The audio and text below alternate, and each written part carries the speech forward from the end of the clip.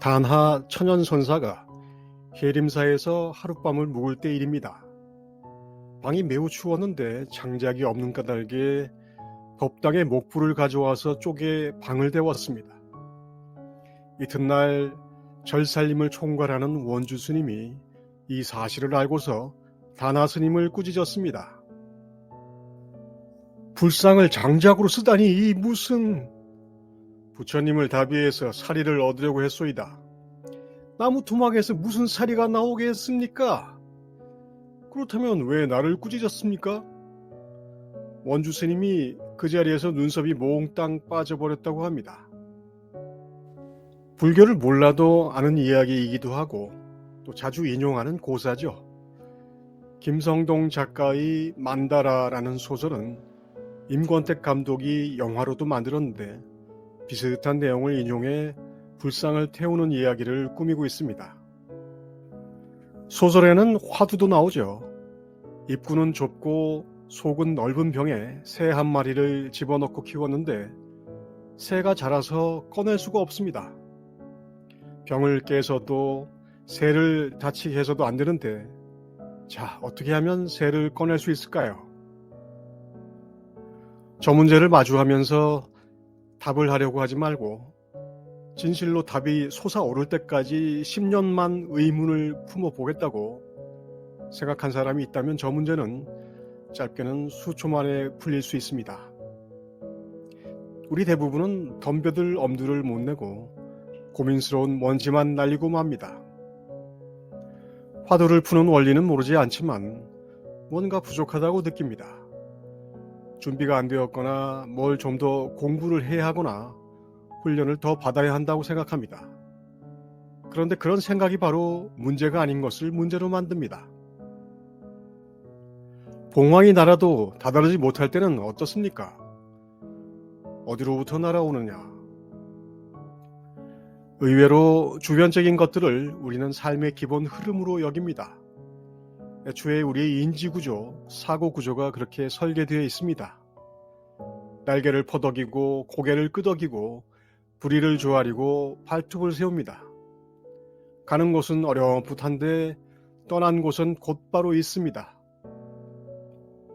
2004년에 나온 재난영화 The Day After Tomorrow에서는 인류의 종말을 초래할 추위가 닥칩니다. 도서관에 고립된 이들은 살아남기 위해 책을 땔감으로 써야 할 상황에 처합니다.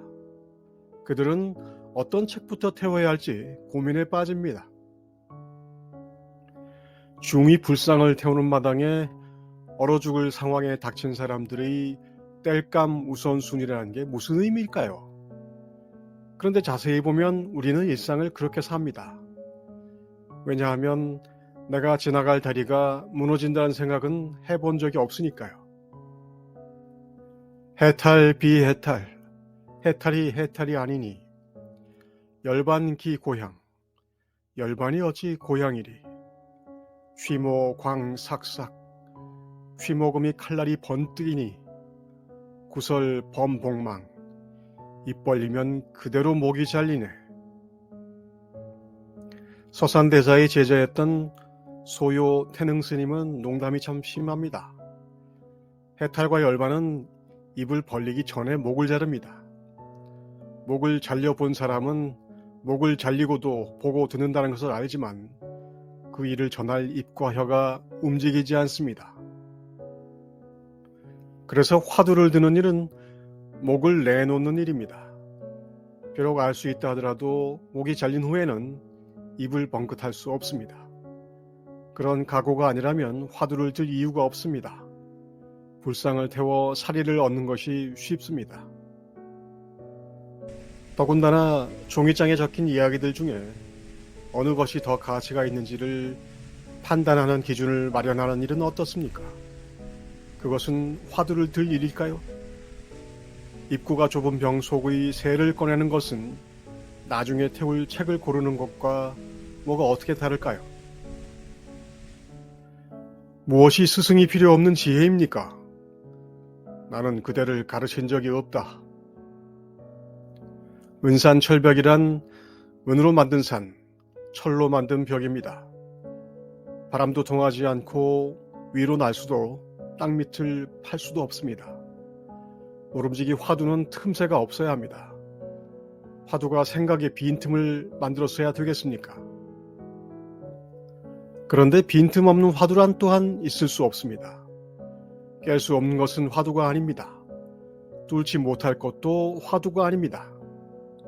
그러나 또한 그것은 깨지 못하고 뚫리지 않도록 만들어졌습니다. 이제 아시겠습니까? 잣나무에게도 불성이 있습니까? 있다. 언제 성불 합니까? 허공이 땅에 떨어질 때까지 기다려라. 허공은 언제 땅에 떨어집니까? 잣나무가 성불할 때까지 기다려라. 화두가 마음 밖에 있으면 깨지도 뚫지도 못합니다. 화두를 마음 안으로 데리고 들어와 태워버리면 홍로 1점설, 붉은 화로에 떨어지는 눈꽃 한 송이가 됩니다. 그래서 마음먹기 나름이라 합니다. 힘을 쓰는 일이 아닙니다.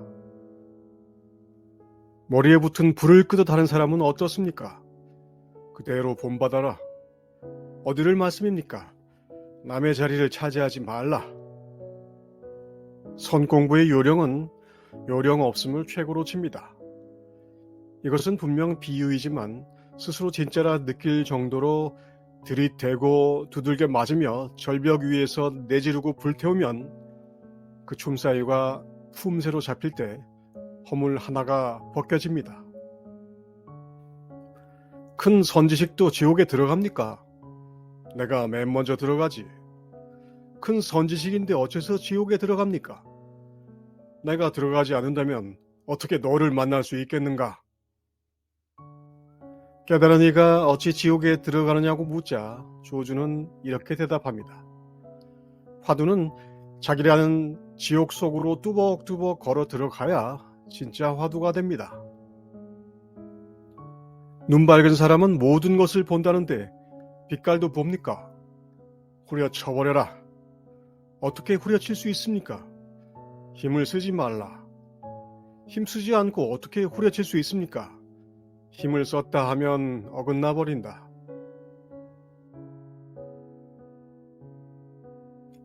불을 질러라.